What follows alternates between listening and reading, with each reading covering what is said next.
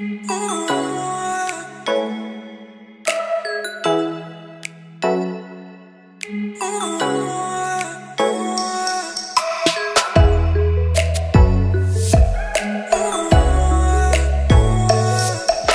kabar Formula Friends? Ketemu lagi sama gue Rainer di Formula Motor TV. Pada kesempatan kali ini, sesuai judulnya, kita akan test drive mobil yang cukup sulit untuk dicari. Peminatnya juga tidak sebaik Jazz ataupun Yaris. Tapi kalau kita ngomongin soal performa mesin, kecanggihan fitur, mobil ini bisa dibilang sebagai pemimpin di kelasnya. Kita pun pernah mereview mobil ini sebelumnya dan mendapatkan respon yang cukup antusias dari semua. Oleh sebab itu, pada hari ini kita akan sharing tentang gimana rasa berkendara dari mobil. Karena siapa tahu ada di antara kalian yang sedang mencari mobil berharga LCGC. Sebelum kita test drive, pastikan kalian berikan video ini like. Jangan lupa dukung kami dengan cara subscribe dan bunyikan lonceng notifikasi agar kita bisa semakin semangat menyajikan konten menarik dan edukatif lain buat kalian semua tentunya. Oke, tanpa basa-basi lagi, mari kita test drive.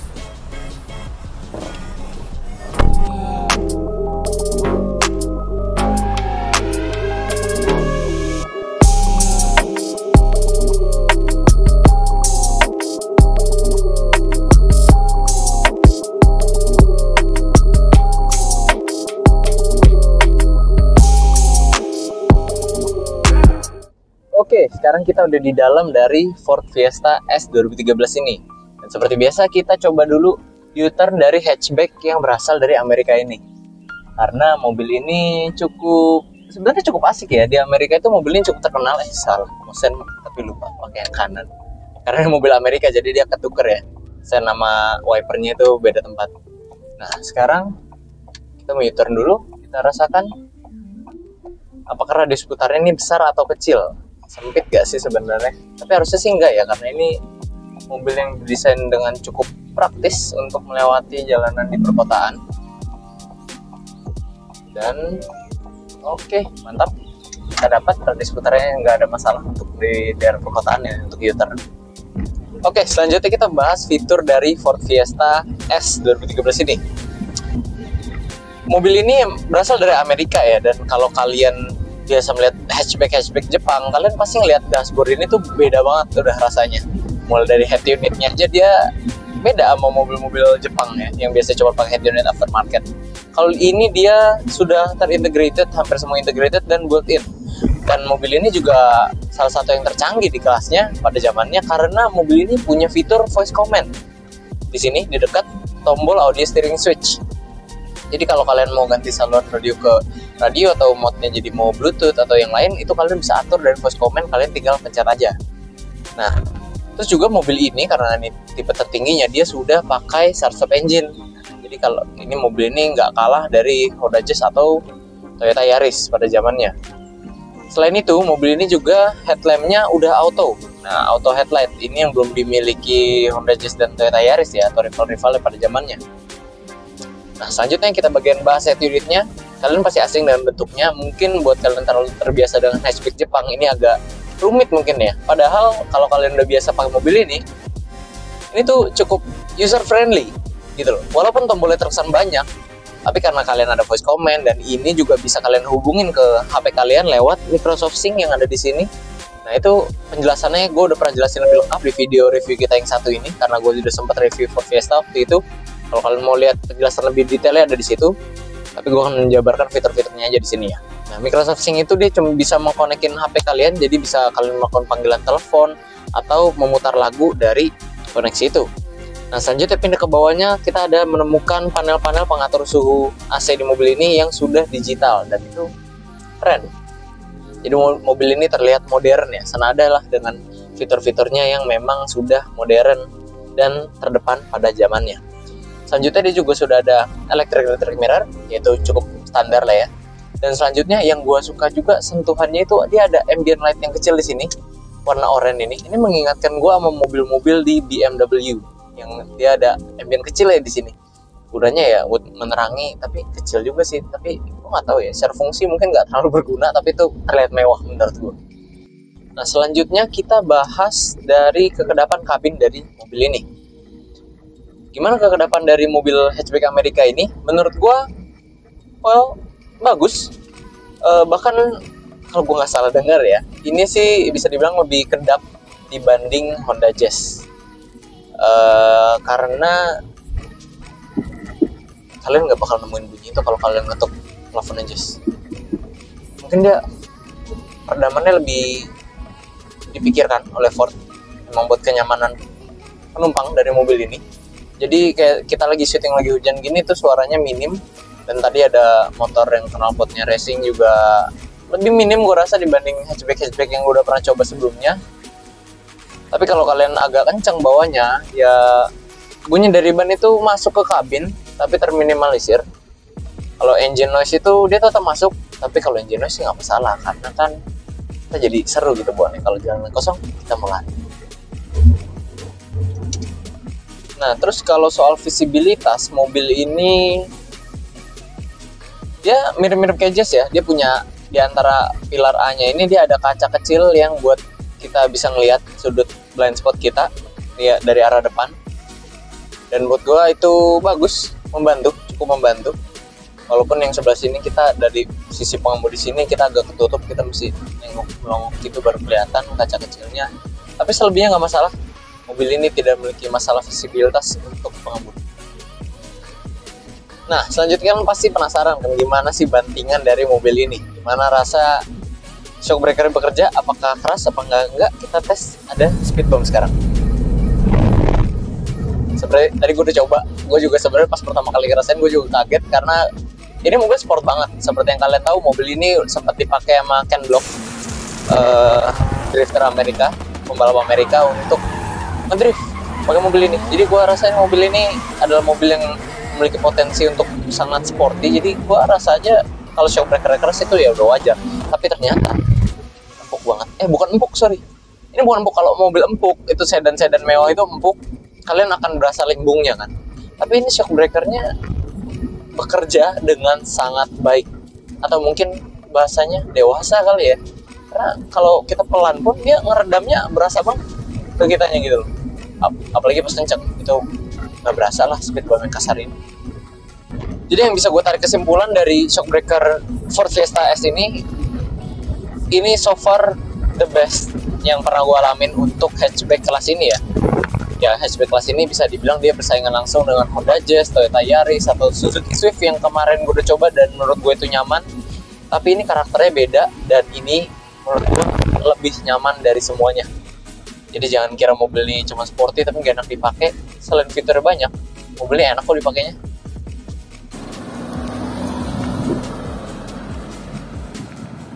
Nah, kita udah coba rasain bantingan shock breakernya, itu enak.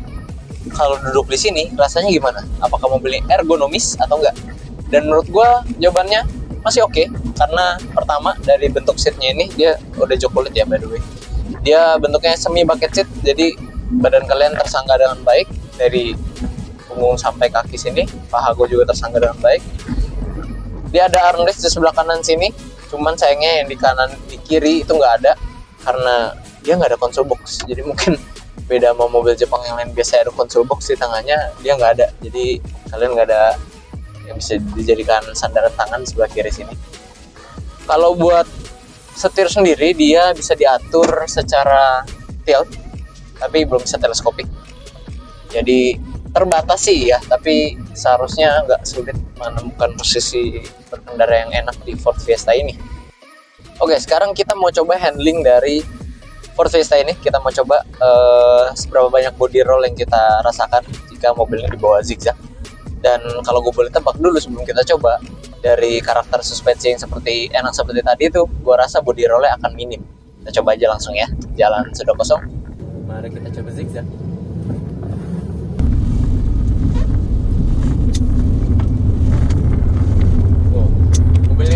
Mobilnya enak, handlingnya, kelicahannya, gesitnya itu dapat. Kalau buat kalian belok-belok itu setirnya berasa direct, arah bannya langsung pindah dengan cepat dan nge-grip jalan. Jadi kalian bisa pede bermanuver seperti kayak tadi gitu.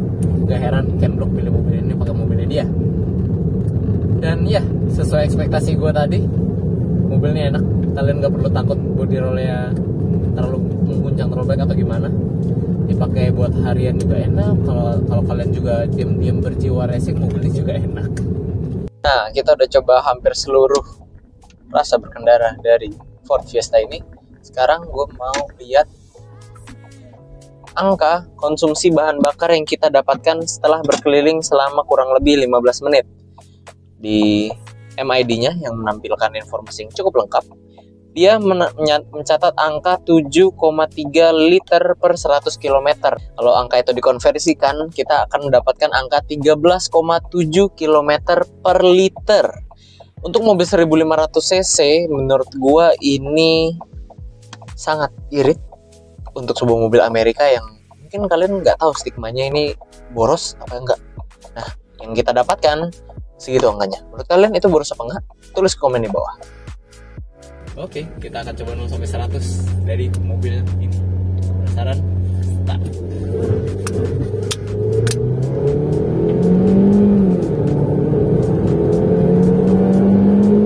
70, 80, 90, 100. Cepat banget. Kita lihat hasilnya berapa ada di sini. Oke, gua rasa performa mesin Ford Fiesta ini menarik ya. Dan gue makin yakin kalau ini cocok buat kalian yang diam-diam berjiwa racing, karena tadi itu kenceng loh. Angkanya bisa ada hasilnya di sini. Dan sebenarnya angka itu masih bisa lebih cepat lagi, lebih singkat lagi kalau tadi bannya nggak wheels.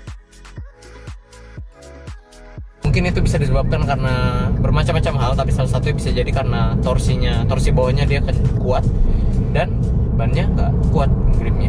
Jadi dia kalah sama torsinya gitu, torsi yang kuat. Nah, spesifikasi mesinnya ada di sini, bisa kalian lihat sendiri gimana di atas kertas dari kekuatan Ford Fiesta S ini. Oke, kita udah berpindah dari kursi depan yang menurut gue sangat-sangat enjoyable untuk mengendarai mobil ini. Sekarang kita ngerasain dari sudut pandang penumpang belakang. Karena tentunya walaupun kalian akan membeli mobil ini, kalian pasti mayoritas duduk depan, tapi sesekali pasti kalian akan duduk di belakang kan. Yang bisa gue kasih tau lu adalah pertama, headroomnya cukup memadai dan legroom juga cukup oke. Ini agak gelap, gue pakai senter seadanya. Itu batas dengan kantung penyimpanan lumayan, kaki gue bisa selonjoran, bisa tegak, bisa selonjoran, ya cukup memadai lah space-nya ya. Dan ini juga dibantu karena bentuk kursi depan yang ada cekungan ya di dalam, jadi menambah space kaki kalian. Dan selanjutnya di belakang sini sebenarnya udah nggak ada apa-apa lagi. Duduk di belakang sini posisi rebahnya cukup, nggak tegak-tegak banget, tapi dibilang cukup ya. Buat perjalanan sekitar perkotaan ini masih tergolong nyaman. Ya, terus masih bisa diatur. Armrest di sini sebelah ada, cuman di kanan sini nggak ada karena dia nggak ada armrestnya ya. Dan walaupun dia ada 3-point seat belt di belakang sini, tapi dia nggak dapat headrestnya buat penumpang tengah yang duduk tengah sini. Selebihnya sih gue rasa di belakang sini udah nggak ada apa-apa lagi. Kita juga nggak dapat pegangan tangan yang biasa ada di hatchback lainnya. Dan kalau di depan ini tuh soft touch, cuman kalau di belakang sini dia udah jadi plastik. Di depan soft touch, jadi materialnya mungkin berkurang di belakang sini, tapi nggak masalah. Karena kalian harus ingat, kalau kalian ambil mobil nih, kalian harus banget duduk depan nyetir. Karena mobil nih, gue yakin dari segi performa mesin, fitur entertainment, ini nggak bakal ngebosenin kalian. Kita balik lagi ke showroom. Oke, kita udah sampai showroom lagi dan kita sampai di kesimpulan. Untuk kesimpulan, mobil hatchback asal Amerika ini bisa dibilang melampaui ekspektasi gue. Kenapa? Dibilang nyaman? Ya, mobil ini nyaman dengan teknologi canggih dan karakter suspensinya yang dewasa. Dibilang asik? Oh, tentu. Dengan performa mesin dan handling yang lincah, gua rasa kalian juga bisa sependapat dengan gua ketika merasakan rasa berkendara dari mobil ini yang sangat memuaskan. Pada hari Kamis syuting, Ford Fiesta S 2013 facelift ini masih tersedia dengan harga 115 juta untuk OTR kredit dan 125 juta untuk OTR cash. Dan buat kalian yang tertarik untuk ambil paket kreditnya, kalian cukup membayar DP sebesar 32 juta dengan cicilan 2,8 jutaan aja untuk 4 tahun. Nah, buat kalian yang tertarik untuk mengenal mobil ini lebih lanjut atau mau test drive, boleh banget tentunya kalian bikin janji aja hubungi kami melalui Instagram resmi kami di @formula_motor atau bisa juga ke Instagram sales kami yang ada di sini. Nah, buat kalian yang mau lihat-lihat mobil bekas berkualitas yang lainnya, kalian juga bisa mengunjungi website kami di www.mobstripcars.com. Oke, sekian dulu friends untuk video pada hari ini. Kami tentunya masih punya banyak konten menarik dan edukatif lainnya yang akan kami sajikan di channel YouTube Formula Motor TV. So, pastikan kalian berikan video ini like, dukung kami terus dengan cara subscribe, dan jangan lupa bunyikan lonceng notifikasi agar kalian tidak ketinggalan update dari kami. Pada akhirnya gue Rainer pamit undur diri dulu, sampai ketemu di video selanjutnya.